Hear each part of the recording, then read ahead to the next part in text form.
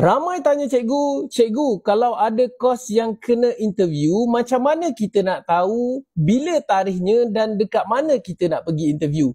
Okey guys, untuk pengetahuan korang, untuk mereka yang dah minta kos yang ada interview, sama ada kos-kos pendidikan ataupun kos bukan pendidikan, so nanti UPU akan berikan satu maklumat dan hebahan begini.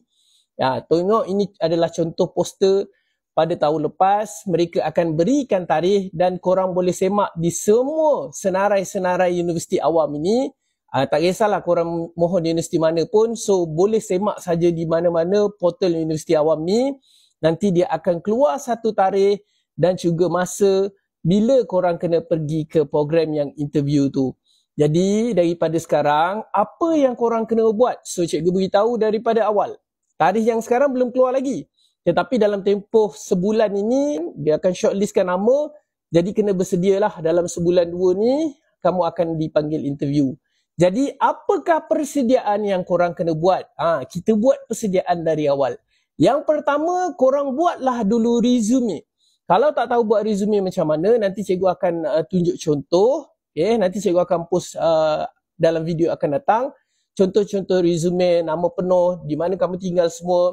Apakah pencapaian kamu, contohnya SPM waktu trial hari tu. Kalau STPM, berapakah pointer yang korang dapat sekarang. Kemudian apakah jawatan-jawatan yang korang pernah sandang di sekolah. Dan apakah anugerah-anugerah yang korang pernah terima. Dan yang terakhir, apakah senarai aktiviti yang korang pernah terlibat. Letaklah yang paling tinggi. Contoh antarabangsa, kebangsaan, negeri, susunlah ke daerah. Sebanyak yang mungkin lah, tapi tak payah letak semua. Letaklah yang tertinggi dan terbaik. Seterusnya, yang kedua, korang kena bersedia baca apakah kos-kos yang korang mohon.